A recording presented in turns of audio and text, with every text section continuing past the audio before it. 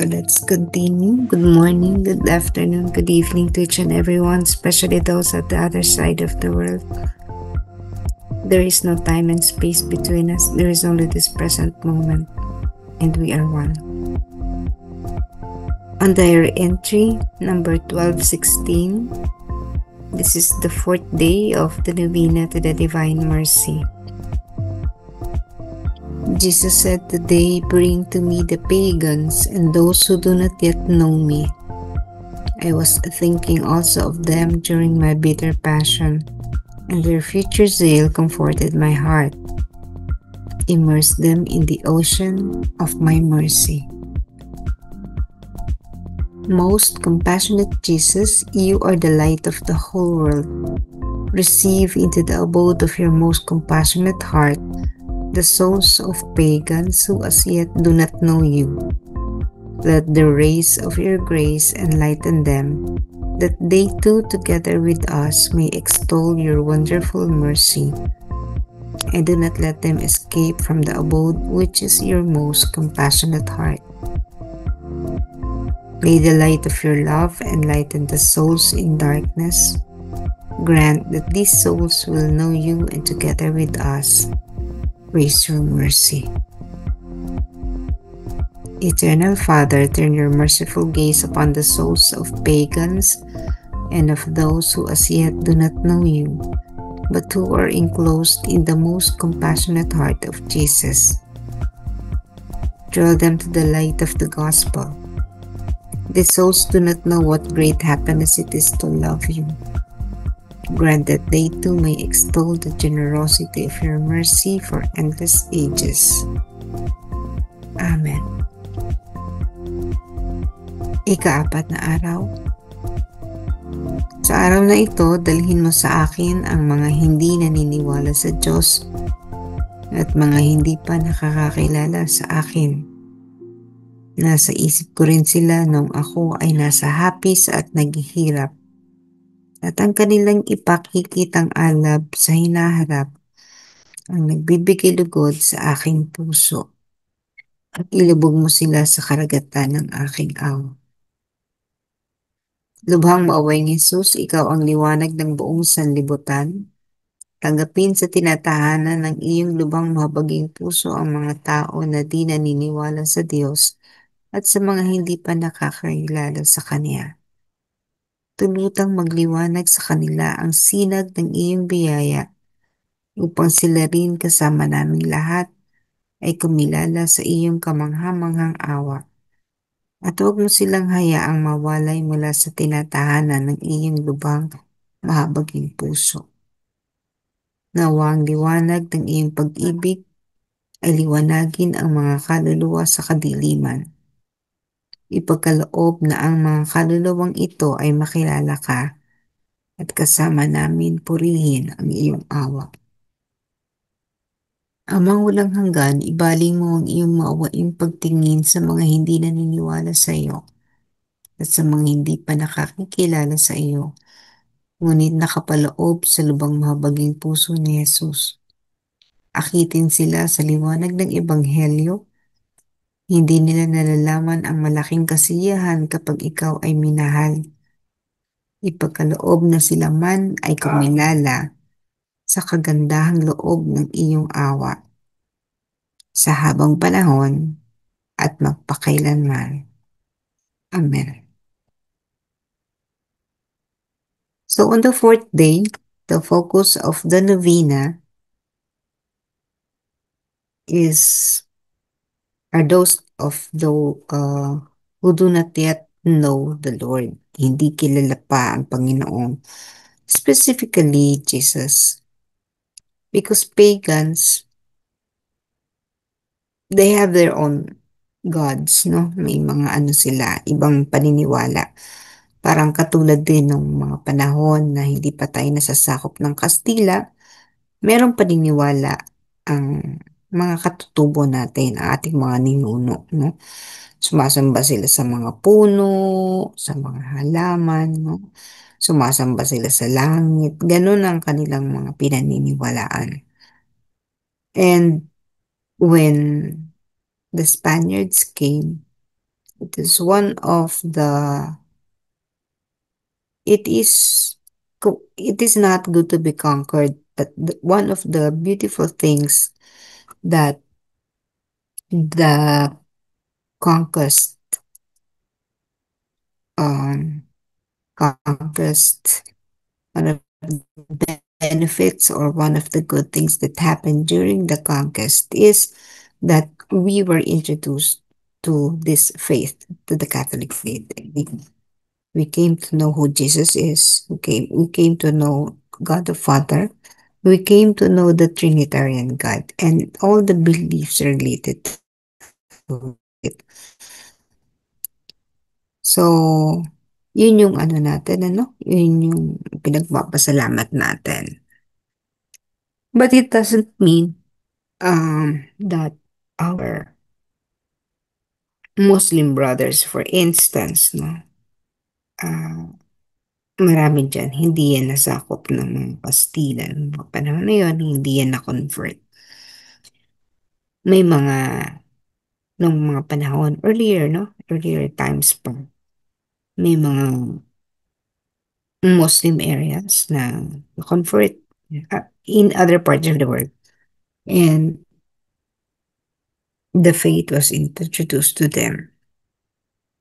So, this time for the intention of the novena, nakafocus ito dun sa mga hindi pakilalang ating Panginoong Hesus. At ang sabi nga dito na they are also enclosed in the most compassionate heart of Jesus. Nakapaloob din sila sa sinag ng Panginoong Hesus. Ibig sabihin, the divine mercy is inclusive. Hindi lang ito para sa atin. Ang liwanag nito hindi lang para sa mga Katoliko. Ang liwanag nito ay higit sa lahat, para sa lahat. Whether they believe Jesus or not, whether they believe is not related to our faith, no? Kasi may mga paniniwala rin silang iba. So, napaka-inclusive ng divine mercy. When we say conversion does not mean or does not necessarily mean converting them to our faith. Kasi kung kumbaga meron na silang set of beliefs eh. So halimbawa, marami tayong mga kaibigan siguro na ah, ang paniniwala ay ang Diyos na kinikilala ay ah, si Buddha, ganun, no? Or si Avalokitesvara, yung mga ganun ba? Pero, hindi ibig sabihin noon ay hindi na sila mahal ng Diyos o ng Diyos natin, no? Because there is only one God. It's just that mayroong tinatawag na diversity. Parang kahit naman yung mukha natin, ano, yung kulay natin, iba-iba. The Lord created us in different forms and images, no? Ibig sabihin, ah, bagamat may mga paa, kamay, yun yung common sa atin, syempre, no? Pero, iba-iba pa rin. May iba-ibang lahi. Ngayon, it's a matter of respect. No? Iginagalang natin sila, but we also believe that the mercy of God is also for them. Kaya ini-introduce natin ang Panginoong Hesus sa kanila without prejudice. No? Ibig sabihin, may respeto sa kanila. You do not force them to believe. You introduce Jesus to them. Kapag nagko-corporal works of mercy tayo, hindi naman po ba Katoliko, kayo po ba ay Adventist? No, we do not ask them because the Lord's race is also for them na nasasakupan ng awa ng Diyos, ng liwanag ng Diyos, ang lahat, lahat as in, walang itatangi. Kumbaga, dahil ang awa ng Diyos ay para sa lahat, when we do corporal works of mercy, ano man ang mayroon tayong dala, para ito sa lahat. No, kahit pa nga yung mga itinatakwil ng Diyos, hindi naniniwala sa Diyos, no? Katulad ng intention niya, those who do not believe in God, kasama sila sa bibigyan ng ayuda, kasama sila sa bibigyan mo ng ah kung ano man, kasama sila lahat, ano? Hindi natin sila itinatangi sapagkat ito ay magbibigay. Ito magpapakilala kung ano ang awa talaga ng Diyos. Yung pagmamahal natin sa ating kapwa, ang magbibigay, magpapakilala sa kanila sa ating Panginoon ay yung kung ano yung nasa puso ng Panginoon at yun din ang dapat nasa puso natin. Parang yung Good Samaritan, no? Again, the Good Samaritan. Hindi yan, ang mga Samaritano ay hindi yan katulad din ng mga hintil at iba pa. Silang lahat ay ipinapakita ng Panginoong Yesus natin na lahat sila ay kabilang sa awa ng Diyos, lahat sila ay kabilang sa gusto nating iligtas. Lahat sila ay gusto nating maranasan ang awa ng Diyos. And when we halimbawa, no, kapag tayo nag-aakyat ng mga Divine Mercy image, no, minsan naakyatan, no, I had that experience, na naakyatan talaga ay hindi Katoliko at tinatanggap, no, tinanggap ang Panginoong Yesus. That is good. No, whether they practice the devotion or not, na ipakilala natin ang Panginoong Yesus, bahala na siya. Bahala ng Panginoon. Magtrabaho, no, trabahuhin ang pananalig at pananampalataya ng mga tao. We can only introduce the Divine Mercy. We will not force the Divine Mercy, but we will believe and allow the Divine Mercy to do its work. Ang awa ng Diyos ay napakamakapangyarihan.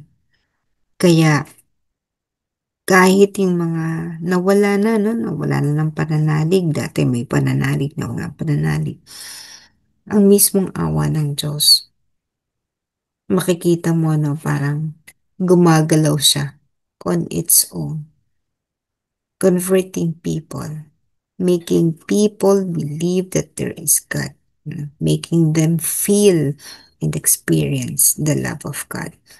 So ito, ang fourth day, intention natin, alalahanin natin na hindi lahat tayo ay mahal ng Diyos, at lahat ng tao ay nais niyang maligtas.